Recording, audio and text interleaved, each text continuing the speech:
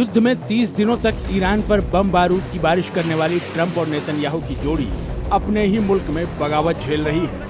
खलीफा Khamenei पर हमला करने के लिए नेतन्याहू और ट्रंप की जोड़ी ने ईरान की बागी जनता को बहाना बनाया था, लेकिन अब ये दोनों नेता अपने ही मुल्क में विरोध प्रदर्शन झेल रहे हैं। एक तरफ तेल अवीव में इजराइल के प्रधानमंत्री बेंजामिन नेतन्याहू के खिलाफ सैकड़ों प्रदर्शनकारी उतरे हुए हैं, तो वहीं अमेरिका में 80 लाख लोग ट्रंप के खिलाफ नारे लगाते हुए सड़कों पर उतर गए हैं। अमेरिका और इजराइल में ट्रंप और नेतन्याहू से लोग नाराज क्यों हैं, आपको एक एक करके ये समझना चाहिए। 80 लाख लोगों का प्रदर्शन, ट्रंप के लिए नई टेंशन, 3000 शहरों में मार्च, नहीं चाहिए ट्रंप राज। ईरान में बमबारी करते हुए अमेरिका को 30 दिन हो चुके हैं, लेकिन अमेरिका को मिला क्या?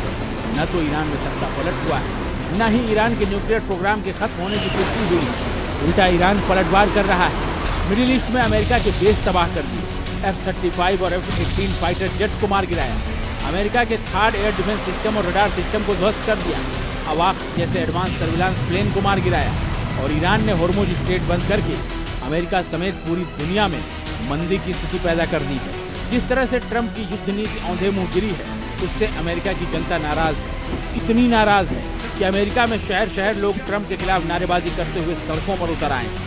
कोई ट्रंप को सोशल मीडिया पर ट्रोल कर रहा है, तो और किसी तरीके से कोई मजाक उड़ा रहा है। इस बीच अमेरिका में ट्रंप के दूसरे कार्यकाल का सबसे बड़ा प्रदर्शन हुआ। कुछ जगह हंगामे की स्थिति भी बन गई।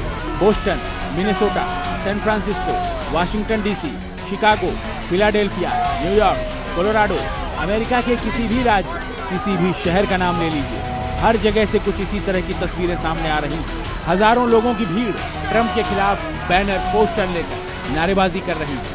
किसी ने कहा ट्रंप का जाना जरूरी है, किसी ने कहा ट्रंप की तानाशाही नहीं चलेगी।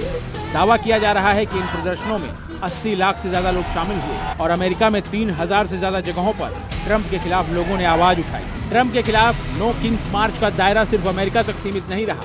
अमेरिका से बाहर 10 से ज्यादा यूरोपीय देशों में भी ट्रंप विरोधी रैलियां निकाली गई। लंदन और रोम की तस्वीरें देखी, जहां ट्रंप के खिलाफ बैनर, पोस्टर लेकर लोग सड़क पर उतरे। इस युद्ध के दूसरे सबसे बड़े किरदार नेतन्याहू भी अपने मुल्क में मुखालफत झेल रहे हैं। इजराइल की राजधानी तेल अवीव में युद्ध के खिलाफ प्रदर्शन करने के लिए सैकड़ों लोग सड़कों पर उतर गए। जिस मुल्क के प्रधानमंत्री इस युद्ध को जारी रखने का समर्थन कर रहे हैं, उस मुल्क की आवाम युद्ध को रोकने की मांग कर रही है। लेकिन ऐसा क्यों है, इसे समझने की जरूरत है। ईरान पर हमले के बाद अब इजराइल पलटवार झेल रहा है। ईरान की मिसाइलें इजराइल के एयर डिफेंस सिस्टम को भेजते हुए लोगों के घरों पर गिर रही हैं। युद्ध में इजराइल में अब तक 19 लोगों की जान जा चुकी है और 5000 से ज्यादा लोग घायल हैं। और तो और अब इस युद्ध का अंत दिखाई नहीं दे रहा है। ऐसे में अब नेतन्याहू भी अपने मुल्क में विरोध झेल रहे हैं। ब्यूरो रिपोर्ट, जी मीडिया।